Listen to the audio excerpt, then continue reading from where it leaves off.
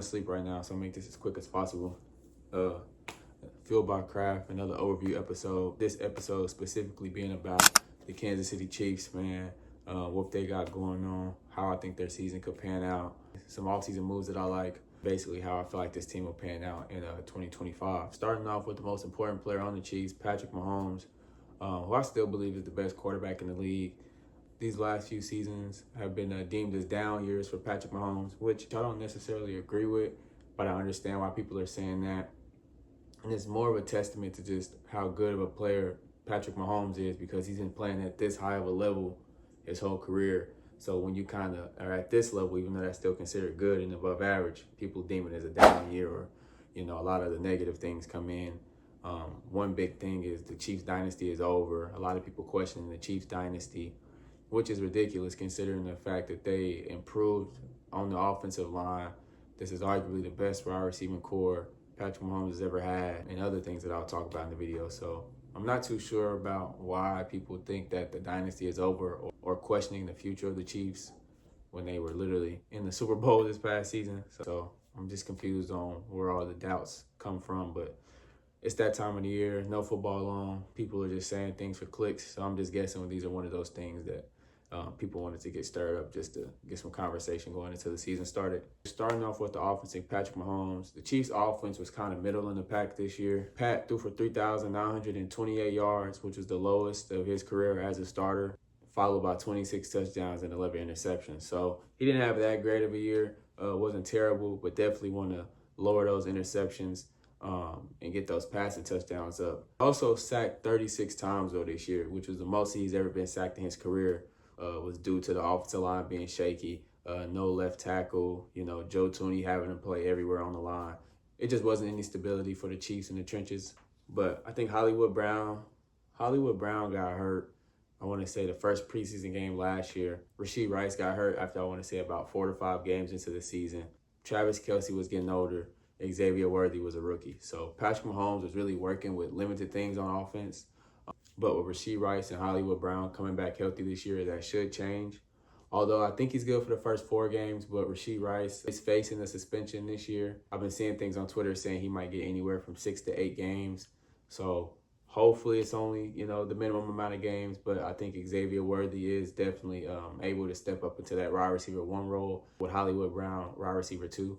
Isaiah Pacheco also comes back healthy. He only played about 7 games, so the Chiefs leaned on Kareem Hunt to be their main running back this past season. I think he had about 730 rushing yards. And Carson Steele, the rookie out of UCLA, kind of played that running back 2 role. He had a fumbling problem. I'm not too much of a fan of his game, but I do think he can improve. And with Isaiah Pacheco coming back healthy and Kareem Hunt getting re-signed, I don't think that's a bad running back 3. But he added 183 yards on the ground for the Chiefs. So not the greatest rushing attack, but again, like the wide receiver room, they were dealing with some injuries with Isaiah Pacheco. So with him also coming back healthy, that should buff up the Chiefs offense as well. So the Chiefs offense did kind of have a down year, but it was just riddled with injuries, not necessarily because the players weren't playing up to par, which is why I'm not too worried about the Chiefs this year. And that also plays part in the confusion as to why all of a sudden the media is making it seem like the Chiefs are having a down season, or the media is making it as if the Chiefs dynasty is over all of a sudden. All those injuries I just told you on the offensive side of the ball and the shaky line play, they still made the Super Bowl. So Josh Simmons, left tackle out of Ohio State, was drafted by the Chiefs this past season, who was arguably the best tackle in college last year before the injury that sidelined him for the rest of the season, and also was the reason why he was taken. I think he might have been the 3rd tackle taken in this past draft. First, was it Will Campbell, Mimbu? I don't know if Greg Zabel is a guard or a tackle, but Simmons was around the 4th, 5th offensive lineman taken off the board due to the injury. But in Chiefs camp, all reports are saying he looks really good, looking super aggressive, a Trent Williams type left tackle. So that should be really good for Patrick Mahomes. And it's looking like he might get the starting job as a rookie. So I've seen some interviews where Brett Veach was speaking very highly of him. And you could just turn on the tape at Ohio State. He was pancaking dudes, moving dudes out the way. So yeah, Brett Veach was a huge fan. I'm dropping a video before the season starts on 5 rookies that I think will have instant impacts to their team. And he's one of them. I think he'll be a huge upgrade at left tackle or right tackle, wherever they put him, for the Chiefs and Mahomes. and can buy Mahomes some time to get guys like Rashee Rice, Xavier Worthy, and Hollywood Brown the ball. So that'll be interesting to see. They lose D-Hop to the Ravens. He was pretty decent last year for whatever he was asked to do. But Juju Smith is still in that wide receiving room. So the Chiefs have a pretty well-rounded receiving room, some really good speed guys, and a guy like Rashee Rice, who I think, when healthy, is arguably a top 10 receiver in the league. We've only seen 1 year, but, well, like a year in a few games. But last year, those 4 games, I think according to PFF, he was the best receiver in the game. So expecting some big things from him. Another guy in that wide receiving room who's been picking up a lot of good noise is Jalen Royals out of Utah State. I liked him in college. Again, one of those guys that I wanted the Jets to draft, with us also having a weak wide receiving room. But he's been getting high praises in camp, saying he's got great hands, good hands. He's finishing plays. He's got a really high potential. So I wouldn't be surprised if we see him get a lot of action, especially if or when Rashee Rice gets that suspension. I think but that gives him enough time to kind of work him in. Rashee Rice is good for the first 4 games of the year. So I think that'll be a good time to try to get Royal some reps in. That way, if he does face a suspension, that being Rice, you got a guy like Royals who can add some insurance and some stability to that wide receiving room. And one more thing, before I get to the defensive side of the ball, I almost forgot to mention Xavier Worthy and why I'm so high on him. Xavier Worthy, over his last 6 games of the season, he took about 83% of the snaps, averaging 79 yards and 5 touchdowns, including the Super Bowl. So toward the end of the season, he got pretty active, which I'm really excited to see a year 2. He kind of gives me Tyreek Hill vibes. You know, Tyreek Hill is a pretty tough comparison considering all the things that he's accomplished. But I think Worthy definitely has the tools to reach that high of a ceiling. But with as fast as he is, Worthy only had 11 catches last year that were 10-plus yards down the field. Again, I kind of put that on the offensive line and Mahomes just not having time.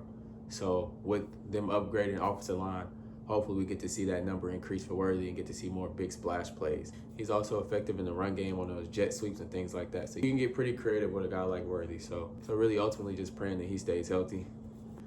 Now switching to the defensive side of the ball, a really solid move that the Chiefs made, which I thought was pretty obvious, was re-signing Nick Bolton, linebacker out of Missouri.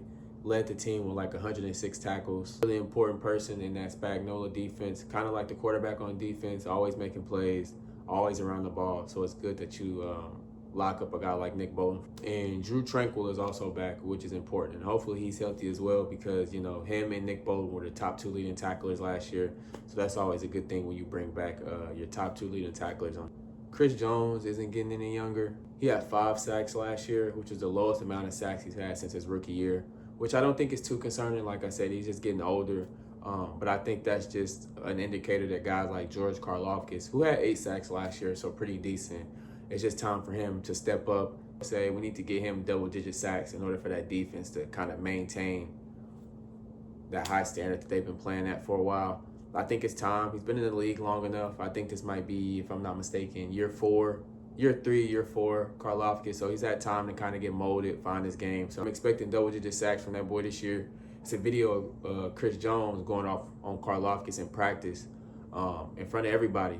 I think he was just doing drills 50%, wasn't really going hard.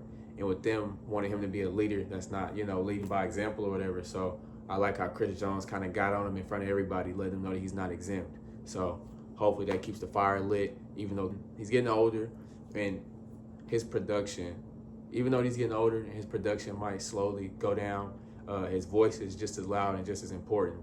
And as you get older, I feel like your voice becomes more important. So hopefully he can kind of step into that OG role. Can still be effective, but more just kind of making sure these young guys are going in the right direction. Trent McDuffie was an All-Pro this past year. Really good cornerback. The last game against A.J. Brown wasn't too great. But I'm not one of those guys. I believe everybody can have bad games, so I'm not really too worried or concerned about that. He was an All-Pro, had 2 interceptions this past year. His first 2 years, he wasn't able to get interceptions at all. So it was pretty cool to see him actually, get some turnovers, force some turnovers. Pretty decent to see him get some turnovers. But in 16 games, he did have 13 pass deflections. So just because he's not necessarily racking up interceptions doesn't mean he's not a great corner, which I see a lot of people kind of let your amount of interceptions determine how good of a cornerback you are. In my opinion, it's just more to it than that. Pass deflections, obviously you want to create the turnovers and get the interceptions, but pass deflections are definitely just as important, and they get the defense off the field at the end of the day. So I expect McDuffie to pick up where he left off and potentially have another all-pro season, especially now that they drafted Noah Williams out of Cal, who is a rookie cornerback, led the nation in interceptions last year with 7. Really good instincts, has a knack for the ball, and a really good zone defender. So, and he's already getting first-team reps. So by mid-season form, I fully expect him to be cornerback 2 if that's not already locked up before then or going into week 1. He was an All-American in 2024. Like I said, led the nation in interceptions and was 3rd in pass breakup. So the Chiefs get a guy who was active around the ball, and that could really help McDuffie out a lot and cause some trouble for these cornerbacks. The Chiefs had a 15th ranked defense, so about a middle-of-the-pack defense, similar to their offense. They'll get Omar Lott out of Tennessee.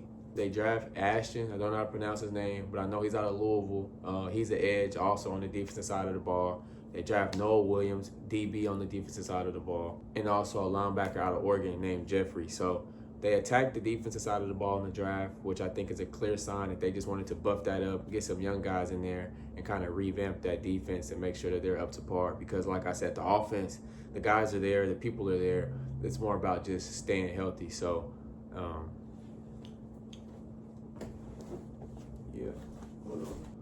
So they attack the defensive side of the ball pretty aggressively. So I'm one of those guys. I believe the Chiefs can still represent the AFC in the Super Bowl. I think Vegas has them at 11.5 wins, which is pretty impressive considering the fact that they also have like a top 7 strength and schedule. So they're going to be facing some pretty tough opponents. But Vegas still has them winning 11.5 games, which is clearly still a playoff spot. My early favorite to win the AFC West was the Chargers. I'm just a Jim Harbaugh guy, and I got a video dropping about the Chargers here later this week.